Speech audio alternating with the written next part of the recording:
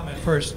In regarding to the buses and RTA, there's a city north of us that uses the cell phone, right here, GPS system. It tells you where the bus is. That's the 21st century way of doing it. You don't worry about the idling or not. Bus go anytime it wants. You can go into Starbucks, have a coffee. You have your time of arrival right here.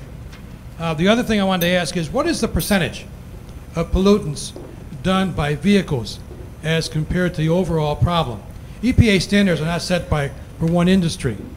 And what my concern is this: yes, we bring down this right now, but we still don't make it because we don't have the percentage to bring it down. Also, what about natural things that happen? There's a volcano right now planning to erupt in Alaska. That is in our airflow that comes this way.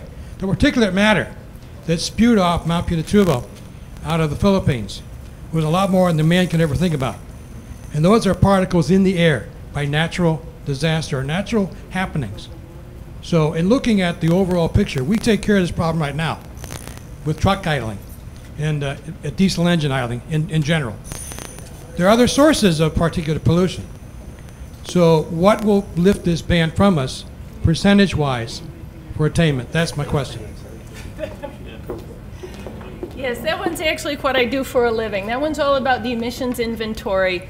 When we studied VOCs, volatile organic compounds, and NOx, oxides of nitrogen, and PM, particulate matter, we looked at the different sources of each of those. And it turns out that for NOx, the coal-fired power plants and the motor vehicles had it split just about 50-50. And for the VOCs, the motor vehicles were a much greater segment. Particulate matter is influenced by things like volcanoes, but it turns out that the volcanoes and the other crustal particles are as little as 5% of the entire problem. So when we briefed our board, someone asked the question that you asked. And so Pam Davis and I put together a pie chart mixing the apples and oranges and looked at all the pollutants together.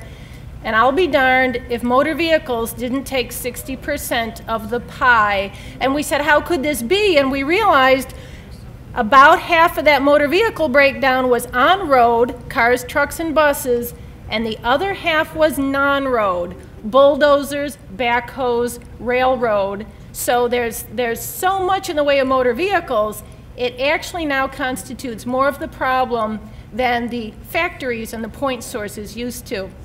The new phrase that people are using with this is that there's no silver bullet solution, it's silver buckshot.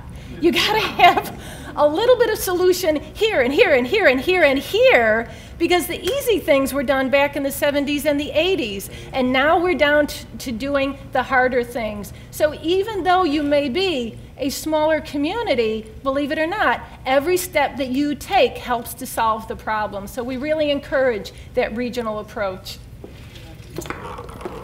Well, I want to thank all of you for being engaged. This is a very important issue. I don't want anyone to leave without stopping before you go over to the display table. There's a nice takeaway bag courtesy of NOCCA. A lot of information, the idle reduction ordinance, a lot of support material, as well as you'll have a whole host of professionals here who are willing to work with your communities. Remember, this is not only an air quality issue, but it's also a financial issue, separate from what it means for, you know, Howard's ability to fund transportation projects.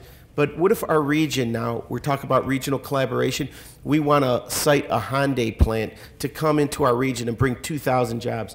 Well, you know what? It's going to be real difficult to site that Hyundai plant. And right now in this economy, we need all the jobs we can get.